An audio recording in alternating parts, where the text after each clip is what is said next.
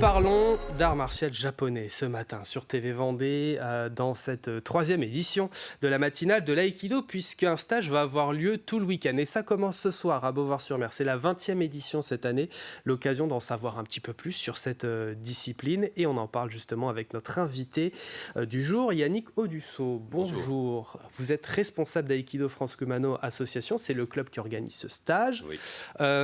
Pour ceux qui ne connaissent pas bien, ou même pas du tout l'aïkido. Est-ce que vous pouvez nous expliquer ce que c'est ?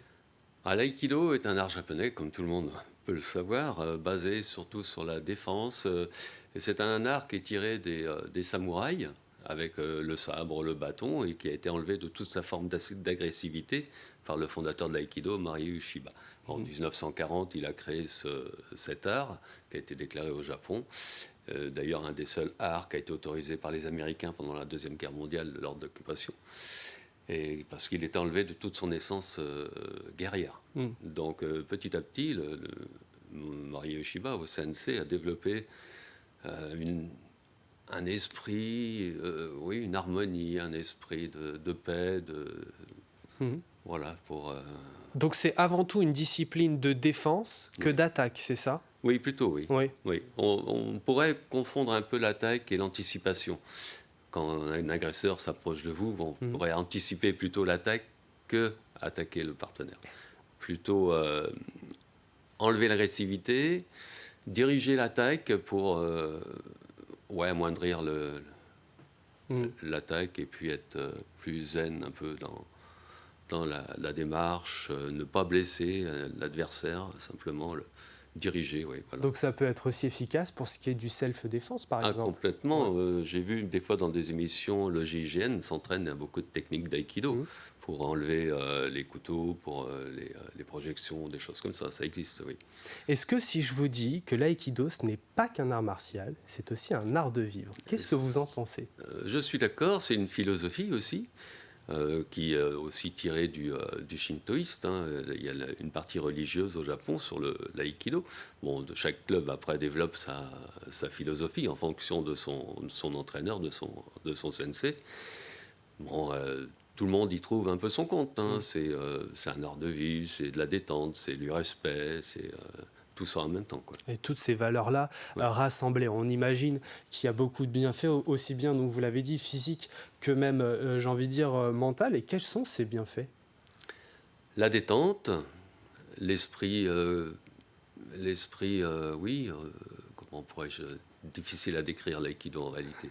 Est-ce qu'on peut y ressentir la décontraction, d'être dans la vie, appréhender les choses plus facilement, quoi, je dirais. Et donc vous l'avez dit, donc on le disait tout à l'heure, ça a été fondé en 1925, mais officiellement reconnu par le gouvernement en Japon en 1940. Donc c'est une discipline qui a à peu près qui a 100 ans, voilà, on va dire, qui approche des 100 ans. Est-ce que vous constatez qu'en Vendée, il y a une évolution positive, que les personnes adhèrent à l'aïkido ?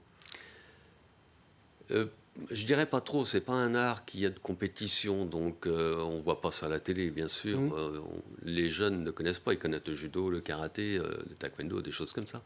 Mais c'est vrai que l'aïkido est un petit peu en marge de ce genre de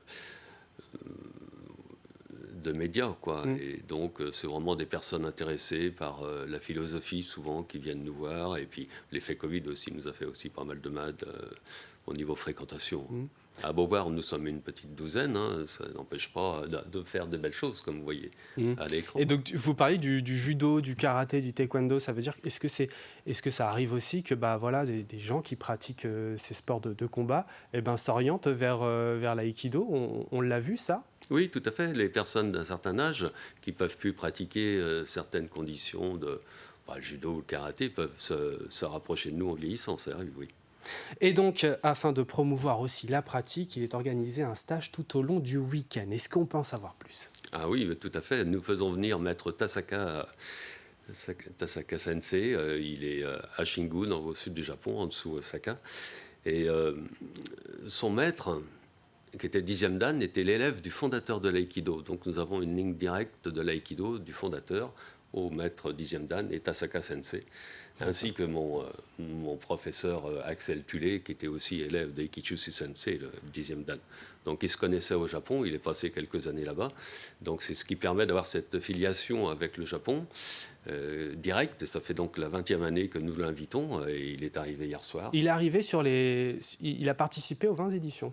Oui, c'est lui, il est venu les 20 fois, depuis 22 ans qu'il vient à Beauvoir. Et cette année, nous allons avec la municipalité, avec monsieur le maire Jean-Yves Billon, faire un petit vin d'honneur en son honneur. Et puis ça va faire une belle fête, quoi. Alors nous commençons ce soir à 19h30, le début du stage. Oui, c'est ce que j'avais noté. Oui, voilà, 21h. Et dans la salle de tennis à Beauvoir-sur-Mer, nous avons mis beaucoup de tatamis, 200 tatamis pour accueillir tout le monde. Pour accueillir tout le monde dans cette salle, là, vous voyez.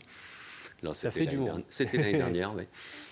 Oui, tout à fait. Et Tasaka, il adore venir nous voir. Hein. C'est pour lui un plaisir. Hein. Il fait l'aller-retour en une semaine. Hein. C'est quelque chose qui est très bref pour lui, mais il est toujours là. Et j'y suis allé avec des élèves du club au mois d'octobre au Japon, là-bas, le rencontrer dans son dojo. Donc c'était vraiment très sympathique. Rencontrer des Japonais, pratiquer avec eux. C'est toujours du bonheur, quoi. Oui, parce que ce sont aussi des rencontres, ces moments-là. Ah bah oui, c'est des moments de partage et découvrir la vie des Japonais. C'est ce qui motive justement les personnes à venir en 20 éditions. Oui, voilà, c'est la qualité de l'enseignement, parce que chaque club connaît les techniques. Nous pratiquons tous sur les techniques, on les connaît, mais lui, il nous apporte quelque chose de plus. Il nous apporte des détails, des saisies plus précises, une psychologie, être toujours bien détendu, le corps droit, bien développer tout ça, et puis faire des pratiques dans le respect de l'adversaire. Toujours, on travaille beaucoup sur les arm blocks, les blocages de mains, de bras, et toujours dans le sens de l'articulation pour ne pas blesser l'adversaire. Donc, très important. Alors, si on n'en a jamais fait, par où commencer si on veut s'y mettre? Comment on fait si on veut s'entraîner? Donc, ça commence par quoi? Ça commence par des assouplissements, apprendre après à chuter, très important pour les enfants, pour les adultes aussi. Souvent les chutes sont assez difficiles. Et petit à petit, ça rentre dans le corps. Bon, c'est un travail assez long quand même au niveau de la pratique. Hein. Donc, mais c'est un travail personnel, hein, c'est un développement personnel. Il n'y a pas de compétition dans la mesure. Voilà, on échange avec les partenaires dans le club et puis on apprend petit à petit à se détendre et à bouger relax. Et voilà. C'est tout un art, hein, c'est le cas de dire.